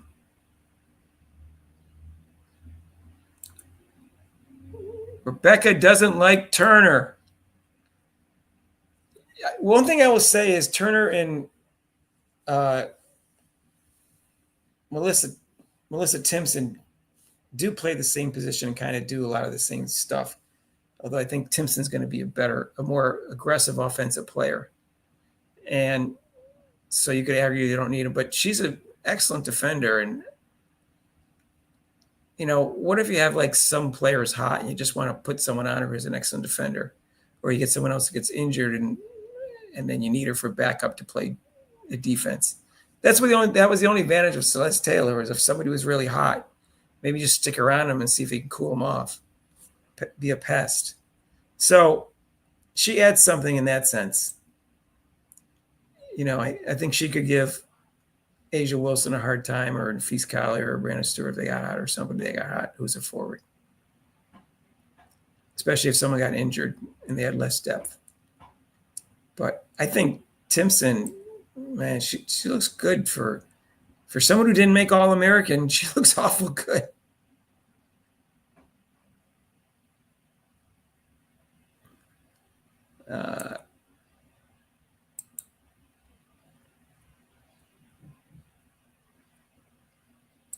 Is that Kennedy Carter you're talking about? Yeah, I would not want her on my team. Even if she goes and plays 2 years somewhere and matures and doesn't have one incident, then you would consider. But she's 2 years away from me even considering having her on my team. And like I said, I would never want a younger version of what's his name? The guy, I forget his name, but I wouldn't want Draymond Green on my team, but he has made a big deal. I don't think Warriors win any championships without him. I just think he's a detriment to. I thought Rodman was a detriment to the team, and he won championships with the Pistons and the Bulls. So I think that those players really hurt a locker room. It really hurt team chemistry.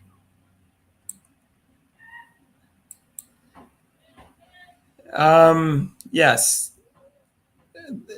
we're definitely not going to see much improvement this year, and Caitlin Clark getting a real fair whistle, or a real whistle, however you want to call it.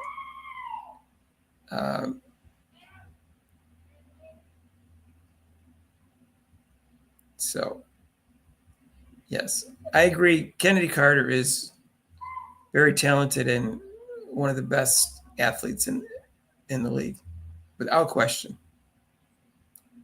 Very talented. She doesn't have much of a three-point shot. She could work on that. And her defense isn't as good as, say, like DJ Carrington, but she plays solid defense. It's a little physical.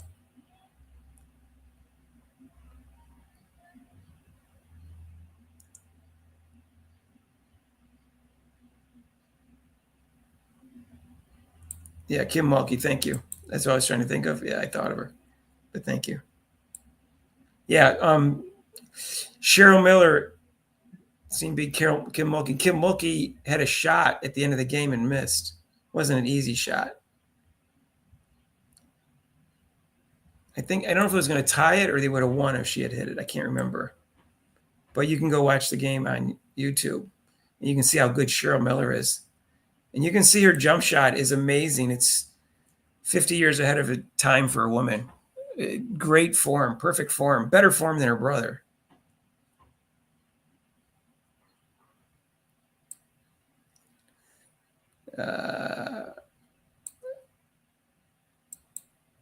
Yeah, that's interesting.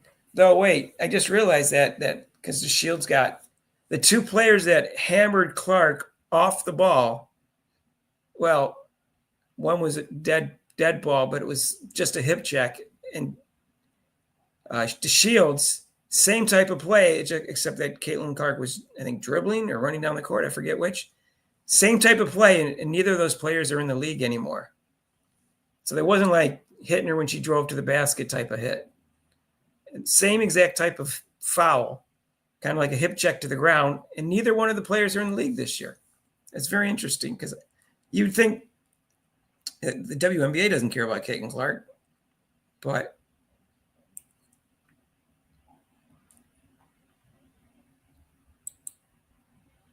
you think so?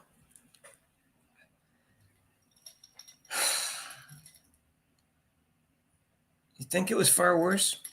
I think she could have got seriously injured in both of them. Because if you're not ready for it, you never know how you could land. If Caitlin Clark wasn't a good athlete, she might have landed poorly or got unlucky. These predictions and rankings are about as valuable as the most infinite number of NFL mock draft, the actual draft night. Yeah, I don't get involved in mock drafts, though, to tell you the truth. But people like numbers, so.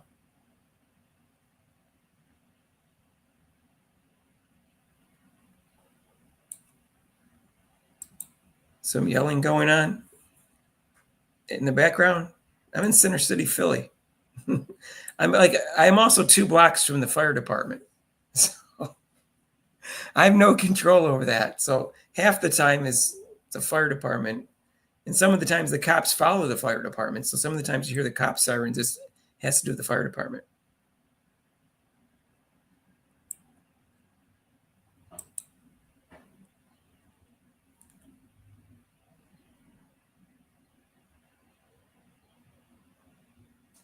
Someone screaming in the background. It must be out on the street because there's no one in my apartment complex screaming. All right.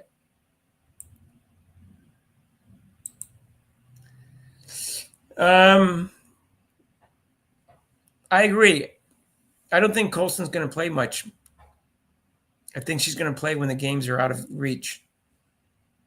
either they're blown out or they're getting blown out or they're blowing somebody else out. I think Sophie Cunningham, I understand she used to play point guard.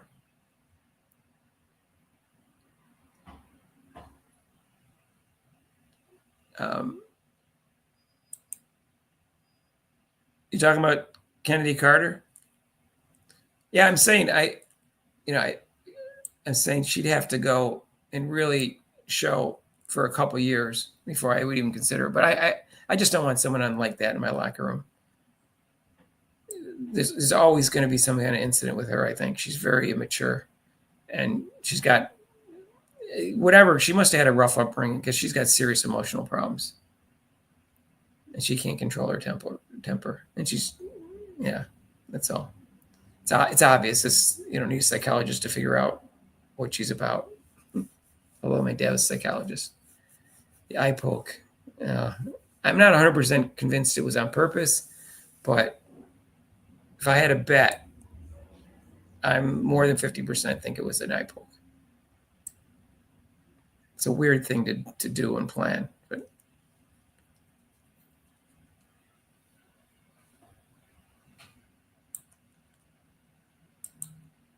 Adrian Ross. Yes, that's what I said. I didn't think that she was a point guard. I thought of her as a shooting guard. And that's what she was at USC. I didn't really watch her play much in Houston.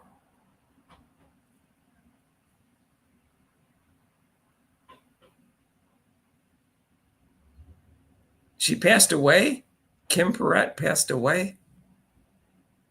Really? I don't know who she is. She died?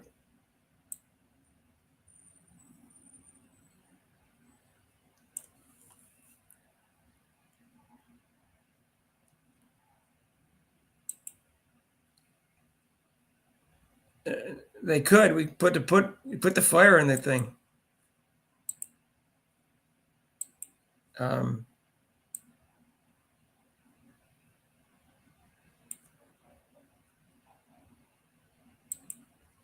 Yeah, I think Clark is going to average 34 minutes if the games aren't close.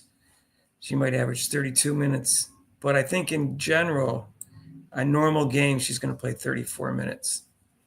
But she could average less if they blow some teams out. They could get blown out. How are you, Adrian?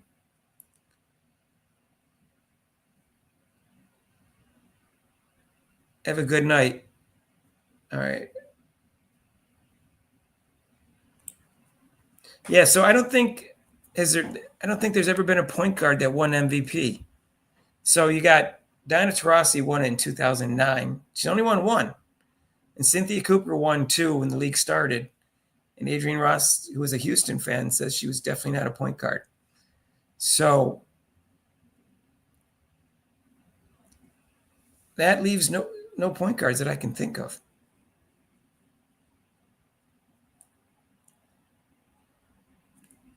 So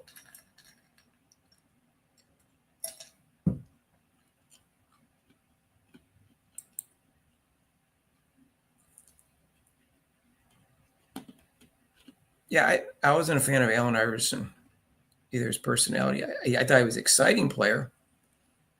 I don't think he was a team player. I don't think he made his teammates better, even though he did carry them to the finals one year.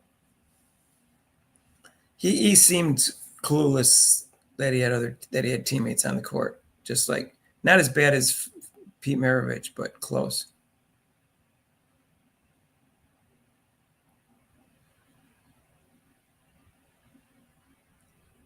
Really, what's her name? Kim Pearl? What did she die of? Sue Bird? I don't think Sue Bird ever won the MVP. She was first team All Pro, but she never. I don't think she was. I don't think she didn't win the MVP. Yeah, it's 15 years ago. What's her name? Kim Pearl?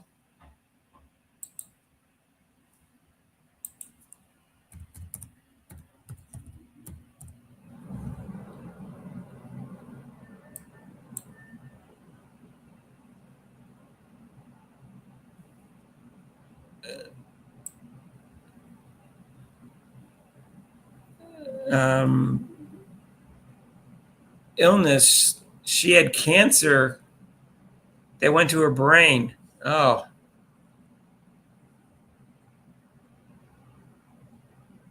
She declined chemotherapy and went to Mexico to seek alternative methods to battle cancer. Oh my God.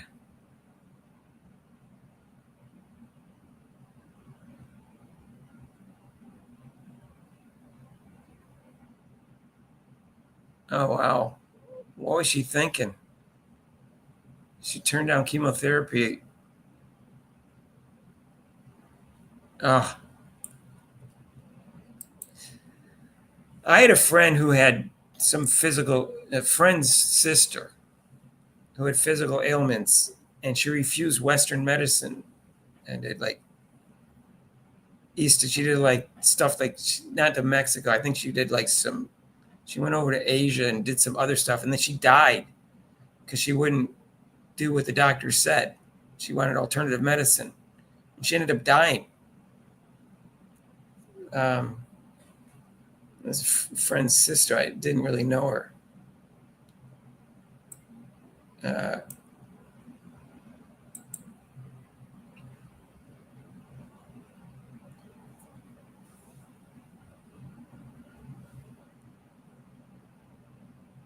Yeah, that was kind of weird. I would start Caitlin Clark just because Caitlin Clark has that Michael Jordan mentality. If anybody asked me anything about Caitlin Clark and I was going to have to play against her, I would say everything positive about Caitlin Clark. I wouldn't give her any motivation when she's playing against me. She's too much like Michael Jordan to me.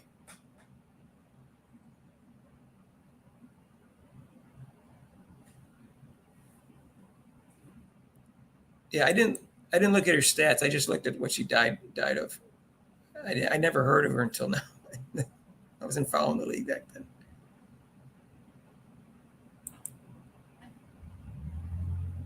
That's true, but still, I still think she's going to have a little bit of that in her head if someone says something. I don't think she gets too wrapped up in it, not quite like Michael Jordan did, but I still think that if she hears something like that, that motivates her even more.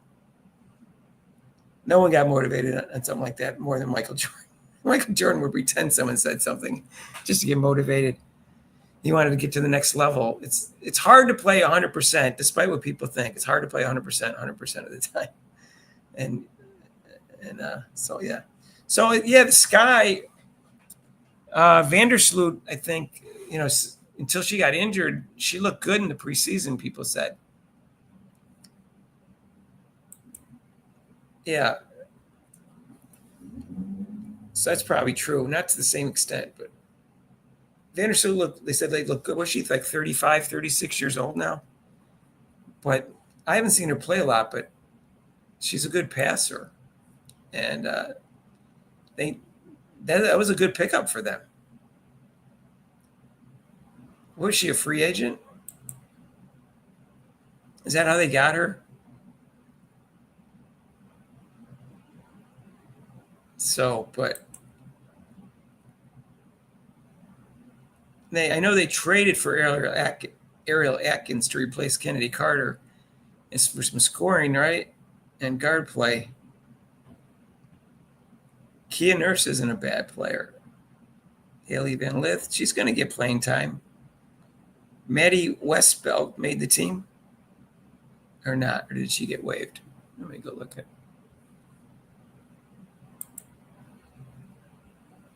I do not know.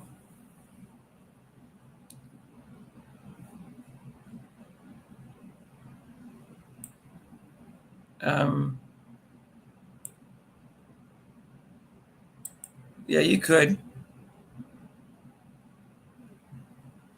Well, all I know is she didn't play in a preseason game. So, and I heard she was injured, but it wasn't a serious injury.